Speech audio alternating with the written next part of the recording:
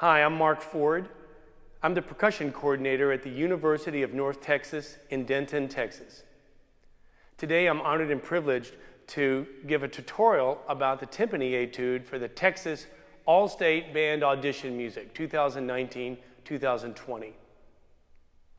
So happy to present this video for the Tama Bergeron Company, and I'm very happy to be able to play these beautiful timpani here made by Bergeron.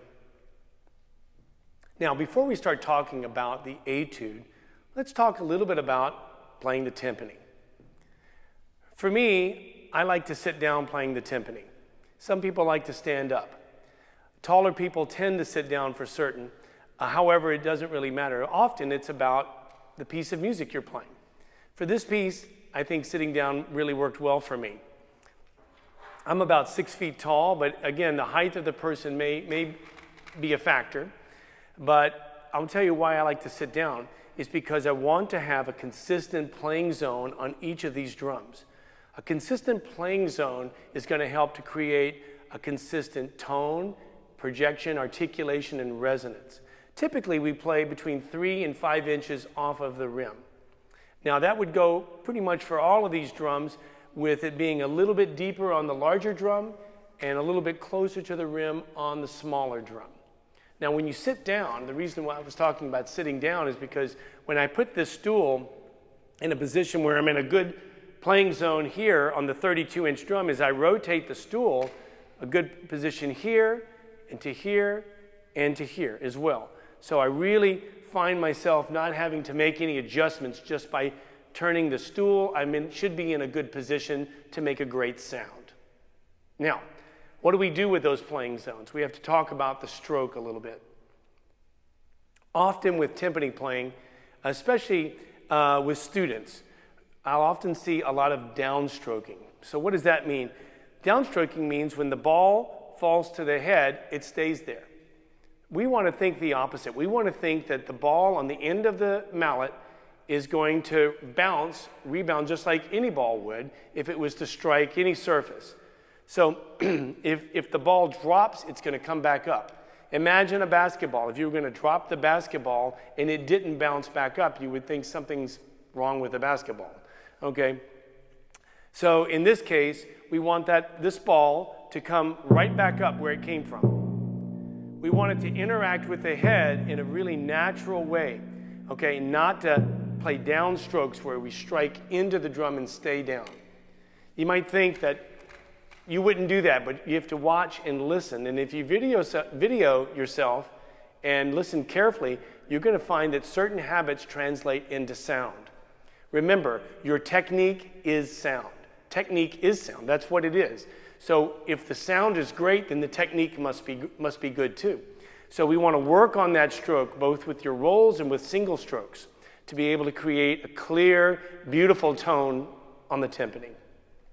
Now, let's talk a little bit about Vic Firth's Etude number 22 from the Solo Timpanist. This is a great etude. I really enjoyed learning it and working it up for this video. The hardest thing, or the most challenging issue about this etude, is that it is slow. So there are some complicated rhythms that in 4/4, they're really not that difficult, but when you're in 8/8, because the 8th note is really going to be the pulse here. On my etude, on my metronome rather, I took this etude at quarter note equals 43, okay, which basically turns the 8th note into 86, all right? You can see that he's got the 8th note between up to 92, but 86 I thought was a really nice pace. So I would put the metronome and subdivide the pulse to make it 86. And that helps me to keep track and make sure that I will not rush. It's easy to rush a really slow etude, especially when they're complicated rhythms. All right? So here you've got triplets and figures that fall off the beat. So you want to use that metronome every day and record yourself with the metronome so you can hear how you're interacting with the time. And then you can always slow the metronome down. With what I did, I would take the 8th note off of my metronome, and so it would only be playing at 43. So I'd only have the eighth notes, or the quarter notes rather, to be played, and then sometimes just the half notes. So the slower my metronome went, the more integrity I had to have as a player to play this piece. So this is a great tool that you can use as well. A few things about this piece. First off, you see the glisses in bar 9, starting in bar 9. And you notice that some of the note heads are large and some of them are small. On the small note heads, don't play them. Don't touch the drum where you see the small note head. It's more of a reference point. Gliss the drum to about this point. Okay? Now, but if the note head is large, then you strike that note head just like you would any other note on the page. So the note heads in bar 12, when you're glissing on the 26-inch drum, you're actually playing all of those large those notes, especially in bar 13 when they're just struck. Also, another issue that you might want to consider is bar 22 and 23. There's two rhythmic figures in there that look the same, but they're not the same. Okay, in bar 23 and the and of 4, there are 4 32nd notes. But in the following bar, in the 3/8 bar, there are 4 64th notes. So be careful that the 64th notes are twice as fast as the 32nd notes. This is a great etude to play, lots of fun. Control the tempo, control how you dampen the notes. Hopefully in my performance, you're going to see how I controlled which drum was ringing at a time, because I want the audience to be able to focus on the line. So when we get to the end of a cadence point, I would dampen the drum below and let the higher drum speak. Okay, so you'll see this when we're playing one drum and we go to the next, we dampen just gently. You don't need to swipe or do anything dramatic. Just roll your fingers onto the drum gently and take that resonance of the drum out and allow the final note in the phrase to speak.